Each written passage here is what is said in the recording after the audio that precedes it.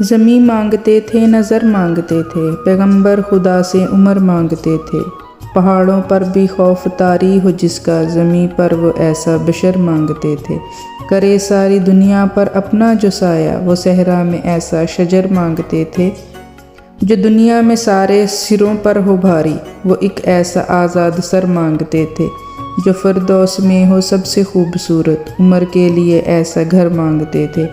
جدا ہو نہ منزل سے پہلے جو ایسا، وہ اپنے لیے ایسا ہم سفر مانگتے تھے۔ مرد جلال مرد ہنر بھیجنا پڑا، اونچے بدن پر اونچا ہی سر بھیجنا پڑا۔ آئی صدائے کفت کسی سمت سے اگر، اس شخص کو اکیلا ادھر بھیجنا پڑا۔ پڑنے لگا جو زور جہالت کی فوج کا، روئے زمین پر رب کو عمر بھیجنا پڑا۔ سب سے بڑے نبی کی حفاظت کے واسطے، فولاد سے بھی سخت بشر بھیجنا پڑا۔ یا اللہ اتنا صبر بخش دے کہ کتنی بھی تکلیف میں رہوں پھر بھی مسکراتی رہوں۔ پتہ ہے مان رکھنا کسے کہتے ہیں، خود کو مار کر دوسروں کے لیے جینا۔ محبت چھوڑنے کی ہزار وجہ ہونے پر بھی کسی ایک اچھائی کو سوچ کے ساتھ رہنا ہی محبت کہلاتا ہے۔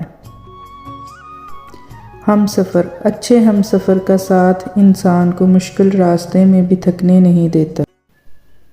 صبر کی ایک بات بہت اچھی ہے، جب آ جاتا ہے تو کسی چیز کی طلب نہیں رہتی۔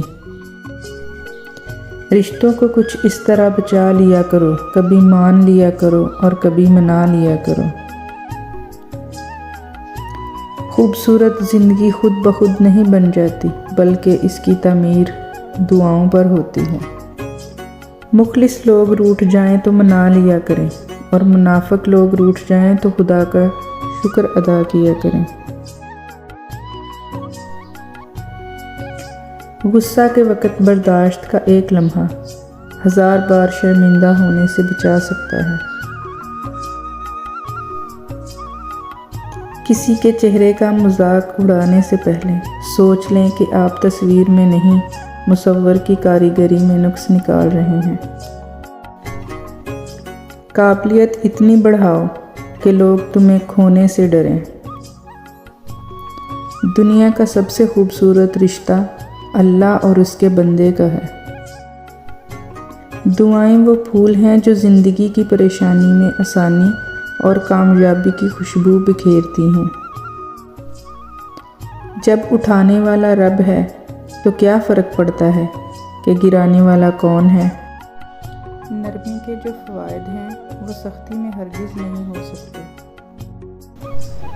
دنیا مکافات عمل ہے، صبر ضائع نہیں جاتا۔ آگ لگانے والوں کو کہاں خبر، رخ ہواؤں نے بدلا تو خاک وہ بھی ہوں گے۔